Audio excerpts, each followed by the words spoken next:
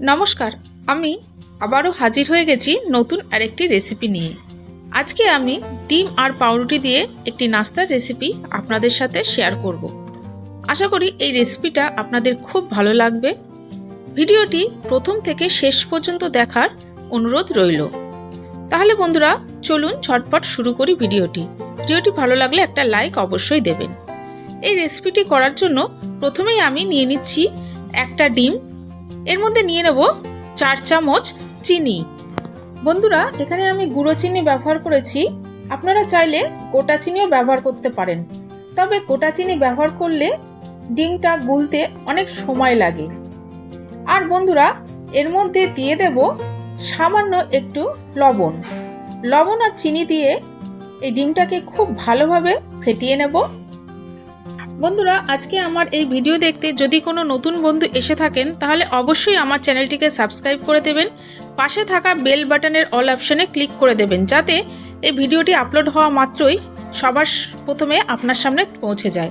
ডিমটা গোলা হয়ে গেছে, এবার এর মধ্যে দিয়ে দিচ্ছি হাফ কাপ পরিমাণ লিকুইড দুধ আর দিয়ে দিচ্ছি সামান্য এলাচ গুঁড়ো, যাতে ডিমের গন্ধটা পাওয়া না যায় তার জন্যই এই এলাচ গুঁড়ো দিয়ে ডিমটাকে আমি ভালো করে মিশিয়ে নিলাম। এবার এখানে আমি 6-7 পিস পাউরুটি নিয়ে নিয়েছি, পাউরুটির 4 দিক আমি কেটে নেব।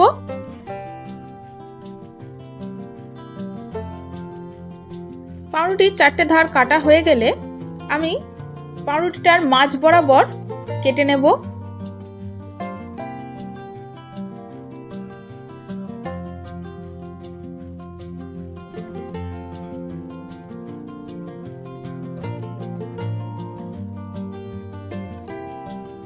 দেখুন আমি আরেকটা পাউরুটি কেটে দেখিয়ে দিচ্ছি।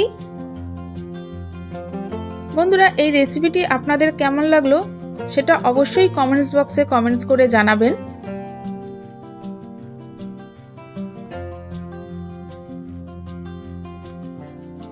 আমি সব পাউরুটিগুলোকেই এই একইভাবে কেটে নেব। এবার এই পাউরুটিগুলো আমি ভেজে নেব, তার জন্য একটা তাওয়া বসিয়ে দিয়েছি গরম হতে। তাওয়াটা গরম হলে এর মধ্যে আমি বাটার দিয়ে দিলাম, বাটারটাকে আমি স্প্যাচুলা দিয়ে ছড়িয়ে দিচ্ছি।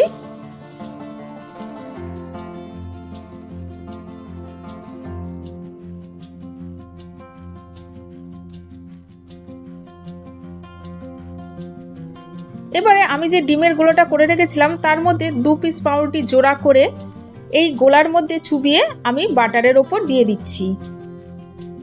বন্ধুরা একটা জিনিস অবশ্যই খেয়াল রাখবেন, পাউরুটিগুলো চুবিয়ে এই ডিমের মধ্যে রেখে দেবেন না, ডিমের মধ্যে চুবিয়ে সঙ্গে সঙ্গেই তাওয়ার মধ্যে দিয়ে দিতে হবে। আমি লো ফ্লেমে ভেজে নেব। এক পিঠ হয়ে গেছে, আমি এবার সবগুলোকে উল্টে দিচ্ছি যাতে অপর পিঠও ভালো করে ভাজা হয়ে যায়।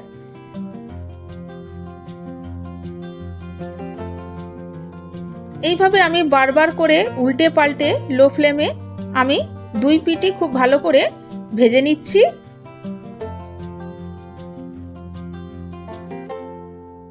বন্ধুরা আমার 2 পিঠই ভাজা হয়ে গেছে, এবার সবগুলোকে তুলে নিলাম। এবার একটা প্লেটের মধ্যে আমি কিছুটা পাউডার সুগার নিয়ে নিয়েছি, এর মধ্যে ডিম আর পাউরুটির যে নাস্তাগুলো ভেজে রেখেছিলাম সেইগুলো লাগিয়ে নিচ্ছি। বন্ধুরা আমি আরেকটা করে দেখিয়ে দিচ্ছি, এইভাবে আমি সবগুলোকেই করে নেব। দেখুন বন্ধুরা 10 মিনিটের মধ্যে কিন্তু আমার এই নাস্তার রেসিপিটি হয়ে গেল। বাড়িতে যদি কোনো গেস্ট আসে তাদের বসিয়ে রেখে 10 মিনিটের মধ্যেই তৈরি করে নিতে পারবেন এই নাস্তার রেসিপিটি।